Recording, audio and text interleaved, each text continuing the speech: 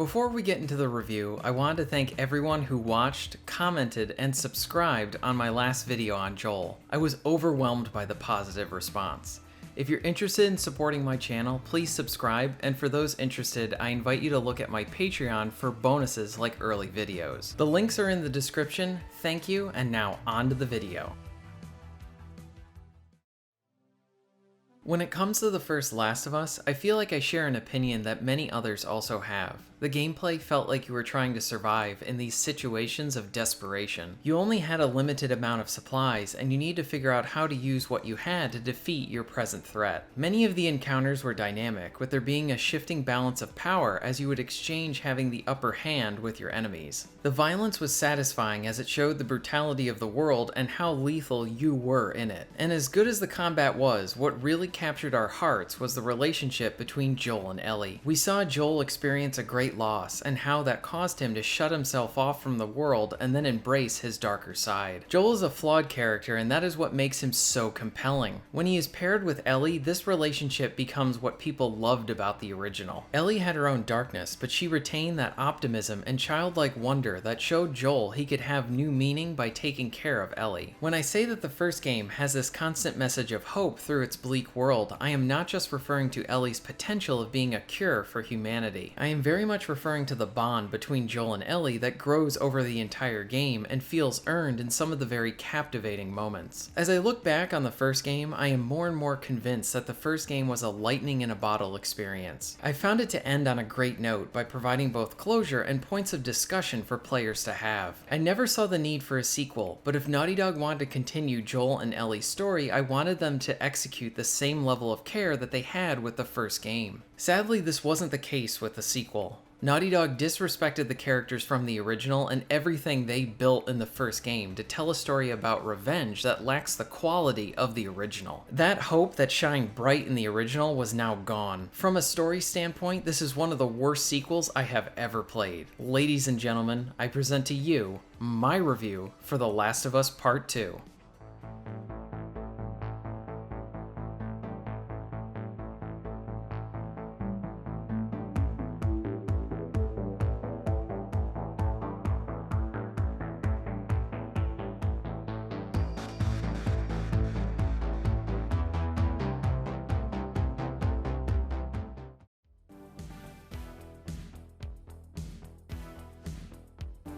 The mistreatment of Joel is a hard pill to swallow and caused many to reject the game. And rightfully so. This was a situation of many of the players seeing what was being played out in front of them, and many of them were wondering why was Joel acting out of character. Joel is a veteran of this world, and he was acting like the outbreak had just happened, as if all of his experience went out the window so that he could act as a plot device to kickstart the main narrative. His death may have had a large amount of shock value, but once you start thinking about it, the entire sequence comes across as forced, contrived, and disrespectful to the character that the developers established in the prior game. When I said that Joel deserved better, I'm not referring to that he deserves some sort of happy ending. I'm referring to how he died. Let's first set the stage for Joel's death, and then we can break it down, and through this we'll be able to also see the mistreatment of Tommy. So at the start of The Last of Us 2, our story switches between Ellie and Abby. We do not have any development on Abby, only that she is searching for someone. Abby leaves her group to track down this person. She soon finds herself in over her head with a blizzard coming in and a large group of infected surrounding her.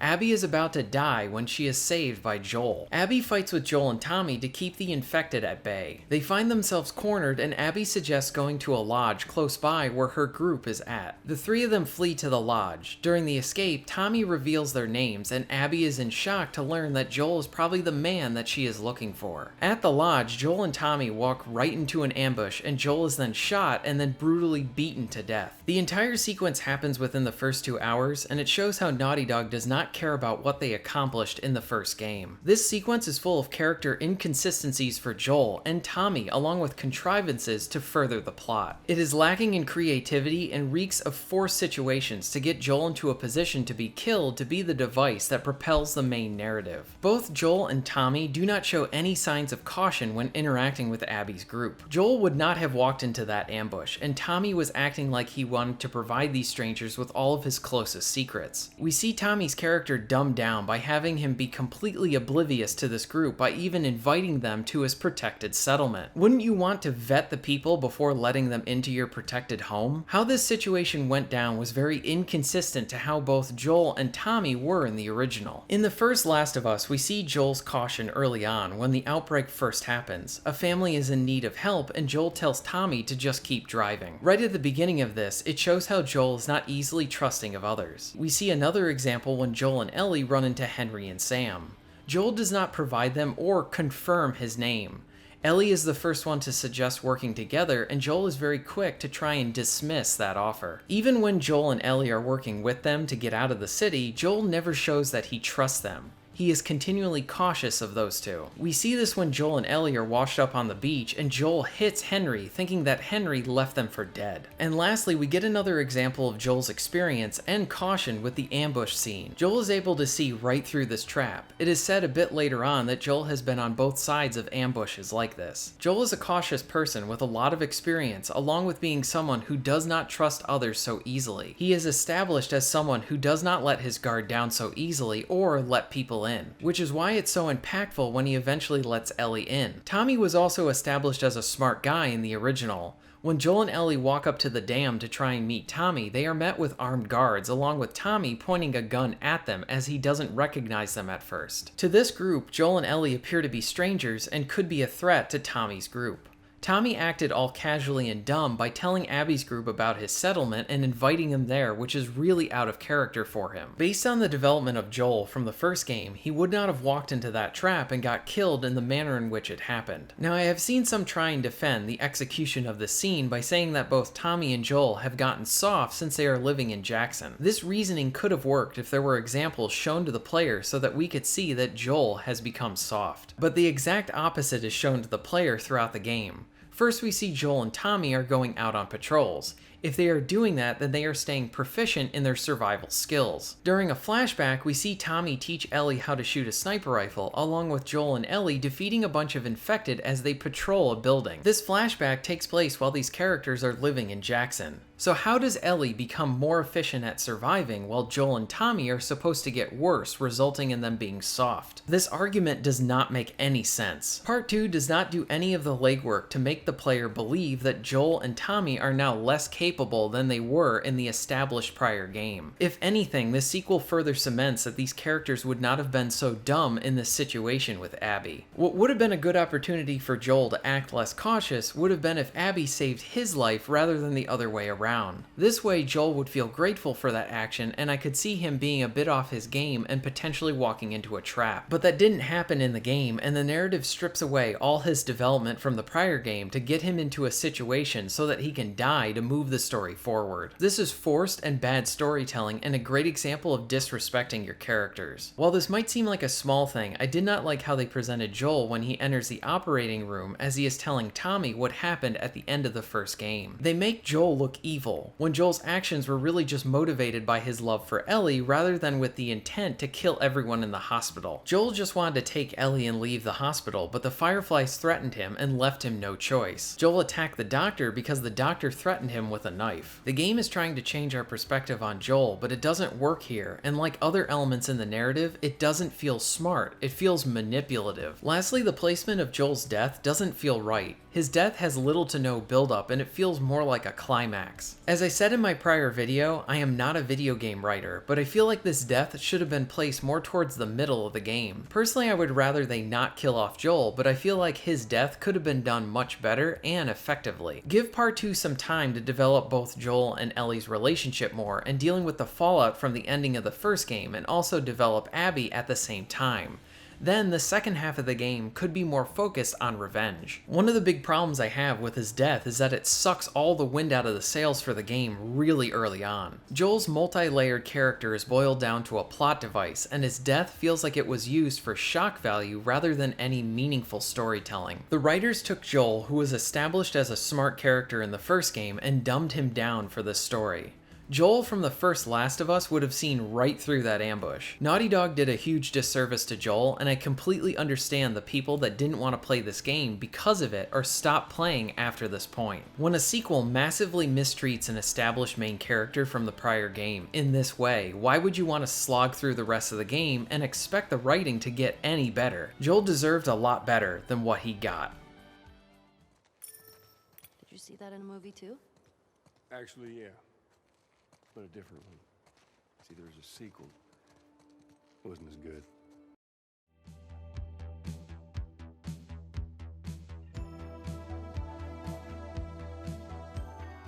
The way the game is currently structured does not do Abby any favors. About 10 hours into the game, we start to get actual development for her, but by this point, she has already done some horrible stuff. First, she brutally murders Joel, and then she kills off Jesse, who is one of the better side characters in this game. And after all of this, the writers have a huge uphill battle to get the audience to understand and care about Abby. The problem is that for many of the players, and me included, Abby is irredeemable. She killed the best character from the first game. The game is going to great lengths to try and change your initial perspective of her character. The game uses a lot of emotional manipulation with dogs, as Ellie must kill enemy dogs and Abby's section forces you to play with them. We see her joking with her friends, but when every one of those scenes pops up and tries to make you feel for Abby, I'm just like, that's nice, but you killed Joel. I know the writers were trying to get fancy by how they approached the game with a non-linear narrative, but I think Abby would have benefited from a much more linear approach.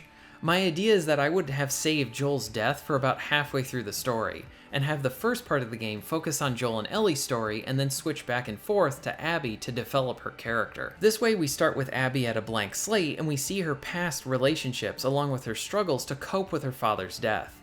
I think approaching it this way would have allowed for us to get more of a buy-in for this character rather than feeling like she is forced upon us. I think we would be more receptive to understanding Abby if they took this approach rather than what we got. I have other issues with Abby as well. I find that many of her story beats are very underdeveloped. I wish the game let us spend more time with her and her father. The scenes with her father happen way too fast to really get any type of buy-in to the situation. We understand that Abby wants revenge for her father, but the execution is rushed. I would have liked to spend more time with these two before getting to the scene where he actually dies. The writers could have allowed for the player to really like her father, and then it is revealed that Joel killed him, and now this creates some interesting conflict for the player. The ideas are interesting, but the game didn't do the legwork to get it done. Along with this, the game makes the switch to Abby, and it's done during a scene in present day, and halts all the main narrative for several hours as the game tries to develop Abby. And again, I'm not saying that Abby needs a full game prior to part 2 to develop her character, but if you're going to have a new main character kill a prior one, structure your story in a way to allow the audience to have the most buy-in for that new character. They banked that we would care about Abby with their non-linear story, but it just didn't work. I also thought it was really stupid of Abby to not kill Ellie and Tommy at the beginning of the game. I know that it was revealed later on that Abby wasn't targeting them, and she didn't want to kill them because that would make her as bad as Joel in her eyes, but I just don't buy it. Abby took years to hunt down Joel and then murder him, and she knows that Ellie and Tommy have a close relationship with him. Why would she think that they wouldn't come after her? I know why she left them alive. It's so that we have a story, and that's really dumb. I like some of the scenes between Abby and Lev, but I felt like Abby wanting to try and take care of him just didn't make any sense. Lev and her sister are scars, and they're trying to run away from their group. The story tries to imply that Abby cares about Lev because he is young, but there's nothing set up to make us believe that she would go against her own people to protect Lev. In The Last of Us 1, they set up Joel very carefully so that when we get to the end of the game, we understand Joel and his motivations. Abby feels like she just goes in any direction that the plot takes her rather than exploring anything interesting with her. One of the game's biggest missed opportunities is when Joel saves her life and Abby has no internal conflict about killing Joel. This could have been a really interesting situation to create some compelling tension and drama. Abby has wanted her revenge for years, but then she is saved by the same man that killed her father. The writers could have explored how there are two sides to these characters, and it would have created an interesting dilemma for Abby. Should she kill him or not? And then this would fit nicely in with how the ending of the first game created some interesting discussion points with Joel saving Ellie and then lying to her. And as an added bonus, you could have the story be about revenge while also being about forgiveness, which also fits in nicely with the message about hope in the original. But as it stands, Abby shows no internal conflict, and she doesn't even show signs of remorse for her actions to Joel. Joel's death largely doesn't affect her story until it meets back up with Ellie's again. There's a lot of interesting situations that are not touched on in this game, like how Lev's decision to go back and see his mother results in her dying along with her sister dying, but the consequences of his actions are never discussed or explored. From a story standpoint, Abby's section feels underdeveloped, scatterbrained, and her story is hurt by the non-linear structure of the game. I do think that this could have worked, but the execution does not work for this story.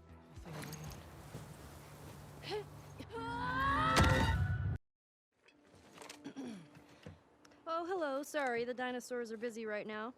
What are you doing? Oh, wait. One of the dinosaurs is here. Joel, it's for you. Very funny.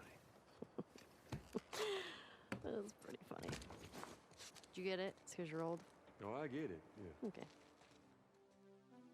When it comes to the story, the flashback sequences with Joel and Ellie are the best parts of the game. In many of these, we get to see Joel and Ellie's relationship grow even more, and these sequences feel in line with the prior game. The birthday flashback was really sweet. I love how they dealt with the fallout from Joel lying to Ellie. I would have loved a full game where we see Ellie trying to forgive Joel for his actions. But these flashbacks lose some of their enjoyment because they show us a sequel that we can never have. Seeing these flashbacks makes me dislike how the writers went about Ellie and having her lose all of her optimism from the first game. While many say that the ending is not satisfying, I would agree that I also think that it is a byproduct of all the bad choices that the writers made with this story. I can understand Ellie wanting to continue her search to kill Abby, but her decision to let Abby go felt underdeveloped and forced. Like many areas of the game, it was a subversion of expectations that did not do the legwork to earn those moments. Ellie stops trying to kill Abby when she has a flashback of Joel, but wouldn't a flashback of Joel make Ellie angry because Abby killed him? At the end it is revealed that the flashback was about Ellie trying to forgive Joel about lying to her, but there was no development to place that forgiveness on Abby for her actions. This was pretentious and disappointing. The first game focused on a small cast of characters and told a really good story. The narrative asked the players questions, and this created good discussion. Part 2 feels like I'm being lectured at many points in the game. We see this towards the beginning when the narrative takes a full stop to call out one of the characters for being a bigot. The character was trying to say he was sorry, and Ellie was practically forced into acknowledging that apology. This just did not make Ellie look good. Overall, the entire story feels pointless. It feels like the writers wanted to take everything that people loved about the first game and then destroy it. Ironically, this feels like a game that was written by a different writer, but the same writer wrote both games. But Naughty Dog has lost a lot of its talent after Uncharted 4, along with Bruce Straley, who served as game director for the first Last of Us. Neil Druckmann does have talent, but I think he had the right people around him before to better execute his ideas. Now he has a different team, and the sequel suffered for it. This story is an insult to everything established in the prior games, and it's one of the worst sequels I have experienced.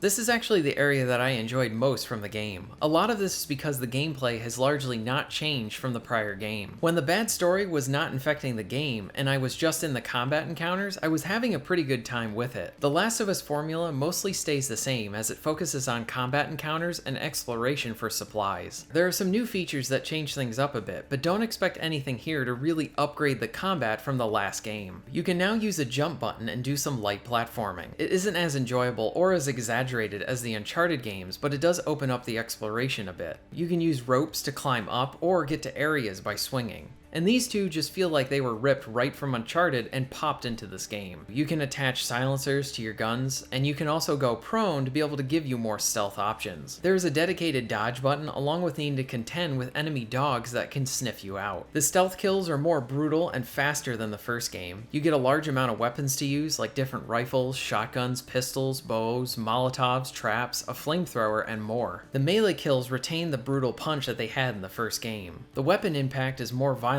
than the first game with more dismemberment here. The best combat scenarios are when you can choose to tackle them how you want. The fights are intense, and with a nice mix of open combat and stealth, you feel like you are continually adapting to the situations. I enjoyed some of the nice surprises, like 2 situations where enemies attacked me while I was trying to upgrade my guns. Since the combat encounters have so much variability, there's a lot of replay value from a gameplay standpoint. I really enjoyed the non-linear nature of the first Seattle section. You can explore the environment and choose to search different buildings for supplies. I do wish that the game featured more levels like this. One aspect that I was disappointed with was the lack of encounters that featured both infected and human enemies. In the original, the infected and human encounters were segmented into their own encounters. In the first game's DLC, they would combine these enemies and you could use the infected to your advantage to kill some of the hunters. I was hoping that they would explore this more in the sequel, but these types of encounters were not used that much. Lastly, I like the addition of Ellie's journal. This reminded me of Nate's notebook from Uncharted. While I didn't like Abby as a character, many of her sections were fun to play because of the dark survival horror vibes I got from them. Overall, the gameplay is solid with some nice additions, but I do want to make note that there really isn't anything here from the gameplay perspective that I wished was in the original, which I would normally be fine with since a large focus of the game is on the new story and we get to experience that.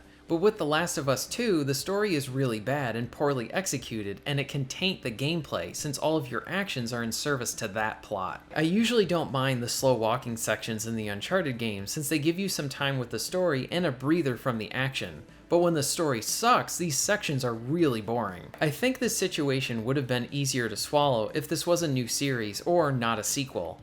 In those situations, you can write off the bad story and just focus on the gameplay. But here, this sequel just ruins the first game and doesn't really advance the gameplay mechanics to massively better the first game. This leaves you with an uneven experience that can be fun to play, but miserable to experience. It makes you wonder why you are not just replaying the first game again, where you get solid gameplay and a compelling story. And this brings me to another area of the game. From a technical standpoint, the game can be impressive. It is fun to control and complete combat encounters, the blood impact is satisfying, the graphics are impressive with some nice animations, and the cutscenes are really great to look at. It's a shame that the poor writing brings all of these elements down with it.